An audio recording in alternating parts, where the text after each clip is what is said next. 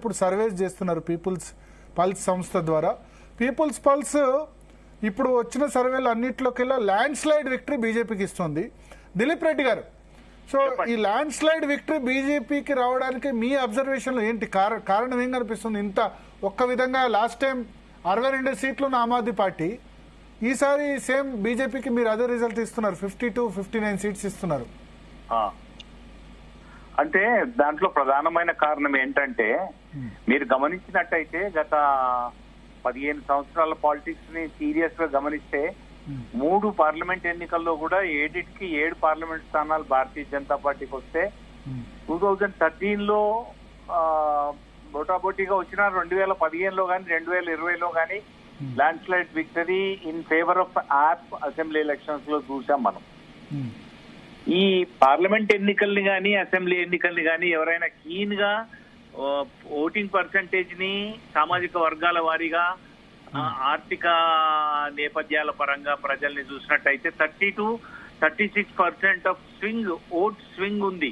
Parliament లో అటు వేయడము, అసెంబ్లీలో ఇటు వేయడము అట్లా జరుగుతుంది. ఆ ఫినామినా ఏదైతే ఉందో దాన్ని ఈసారి బీజేపీ బ్రేక్ చేసినట్టుగా వాళ్ళ ప్రచార సరళి గాని ప్రజల స్పందన గాని మా గ్రౌండ్ లో అట్లా కనిపించింది. ఆప్కి అంటే ఏంది బ్రేక్ చేయడానికి కారణం ఏంది? ముఖ్య అంశాలు ఏంటి? ముఖ్య అంశాలు ఏంటంటే app its origin it self ఒక ప్రత్యేకమైన రాజకీయ పార్టీగా ఆవిర్భవించింది. అట్లాంటి ఆ ఇమేజ్ ఏదైతే ఉందో దాన్ని బాగా షాటర్ చేయగలిగి భారతీయ జనతా పార్టీ వీళ్ళు కూడా మిగతా రాజకీయ పార్టీల లాగానే వీళ్ళు కూడా లిక్కర్ స్కామ్ లో అవినీతి చేసినారు. వీళ్ళు కూడా శీష్ మహల్ లాంటి ప్రజాధనంతో పెద్ద పెద్ద భవంతులు సౌదాలు కట్టుకున్నారు. వీళ్ళేం ప్రత్యేకం కాదు అనే ఒక భావనను మధ్యతరగతిలోకి అబోవ్ మిడిల్ క్లాస్ లోకి తీసుకెళ్లగలిగిందేమో అని అనిపించింది. ఆ ప్రచార సరళిని బట్టి ప్రజలు కూడా ఆ విధంగా మొగ్గడానికి ఒక కారణం కనిపిస్తే 3 వరుసగా ప్రభుత్వాలు ఏర్పాటు చేయడం, ముఖ్యంగా 10 సంవత్సరాలు నిరాఘాటంగా అధికారంలో ఉండడం వల్ల ప్రభుత్వ వ్యతిరేకత, ఒక్కొక్క ఇండివిజువల్ ఎమ్మెల్యేకి వ్యతిరేకంగా కూడా ఛార్జ్ షీట్లు రిలీజ్ చేసి భారతీయ జనతా పార్టీ చేసిన ప్రచార సరళి వల్ల ప్రభుత్వ వ్యతిరేకత అనేది ప్రజల్లోకి సింక్ అవడం, ఇట్లాంటి కొన్ని కారణాలు కొట్టొచ్చినట్టుగా కనిపిస్తున్నాయి. Swing in favour of Bharatiya Janata Party కనబడడానికి కారణం. అంటే ఇది ప్రధానంగా Aam Aadmi Party vote bank జుగ్గి జోపిడీలు, ముస్లిమ్స్, దళిత్, తర్వాత లోయర్ మిడిల్ క్లాస్, కొంత మిడిల్ క్లాస్ కూడా వాళ్ళ వైపు తీసుకున్నారు. బీజేపీకి ఎప్పుడు కూడా 35% ఓటు బ్యాంక్ ఎప్పుడు ఉంది, ఎంసీడీ అయినా పార్లమెంట్ అయినా అసెంబ్లీ అయినా. సో ఇప్పుడు మీ ఓటింగ్ పర్సంటేజ్ ఈసారి 47-53 ఇస్తున్నారు. సో కొత్తగా బీజేపీకి యాడ్ అయిన సెక్షన్ ఓటింగ్ భారతీయ జనతా పార్టీకి సాలిడ్ గా ఉన్న సామాజిక వర్గాలు కానీ మీరన్నట్టు ఫైనాన్షియల్ బ్యాక్గ్రౌండ్ ఉండేటటువంటి వివిధ సామాజిక వర్గాలు కానీ వాటిని కన్సాలిడేట్ చేసుకుంటూనే యాప్ ఓట్ బ్యాంక్ గా ఉన్న అసెంబ్లీ ఎలక్షన్స్ లో ఆపికి స్థిరంగా ఓటేస్తున్న స్వింగ్ ఏదైతే ఉందో దాన్ని రివర్స్ స్వింగ్ కింద బీజేపీ తనకు అనుకూలంగా మలుచుకుంది ఈసారి అన్న సిమ్టమ్స్ మాకు సర్వేలో కనిపించినాయి. అంటే ఎట్లా సాధ్యమైంది ఇష్యూస్?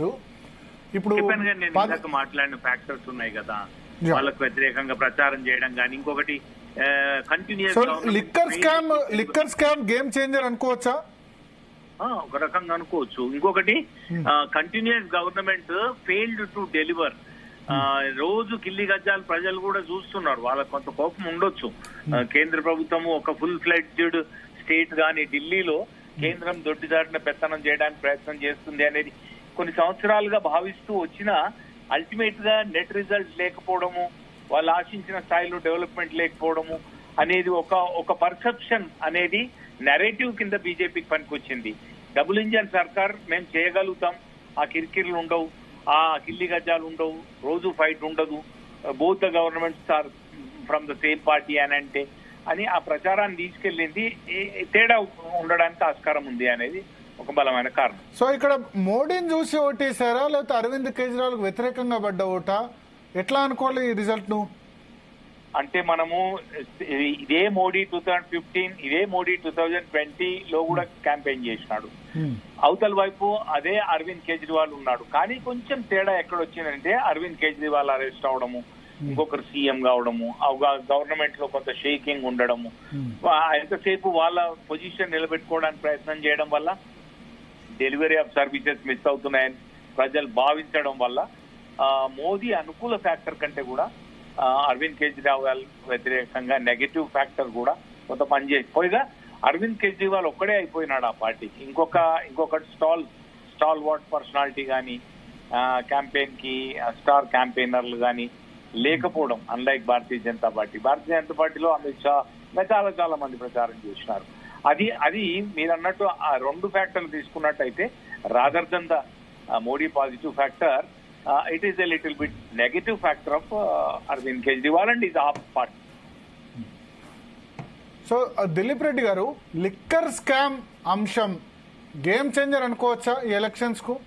అంటే లిక్కర్ స్కామ్, లిక్కర్ లో ప్రభుత్వానికి ఇంత ఆదాయం వచ్చి ఉండాల్సింది రాకుండా పోయింది, చేతులు మారింది, వాళ్ళు వేరే వేరే రాష్ట్రాల్లో ఎన్నికలు కంటెస్ట్ చేయడానికి ఎలక్షన్స్ లో ఖర్చు పెట్టినారు అని అన్నప్పుడు లిక్కర్ అనే పర్స్పెక్టివ్ కంటే కరప్షన్, ఏ కరప్షన్ వ్యతిరేక నినాదంతో ఆపు పుట్టిందో ఆ ఆపు కూడా కరప్షన్ కు గురి అయిందే, కరప్షన్ పాల్పడిందే అనే ఒక ఫీలింగ్ మాత్రం ఒక సెక్షన్ ఆఫ్ పీపుల్ లో బలంగా వెళ్ళింది అనేది వాస్తవం. సో దిలీప్ రెడ్డి గారు, మీరు ఒకసారి ఫోన్ లైన్ లోనే ఉండండి. మనతో పాటు బీజేపీ నుంచి ఎన్వీఎస్ఎస్ ప్రభాకర్ ప్రస్తుతం సిద్ధంగా ఉన్నారు. ప్రభాకర్ గారు నమస్తే అండి. ప్రభాకర్ గారు, ఎగ్జిట్ పోల్స్ ఫలితాలు చూస్తే దాదాపు ఆల్మోస్ట్ అన్ని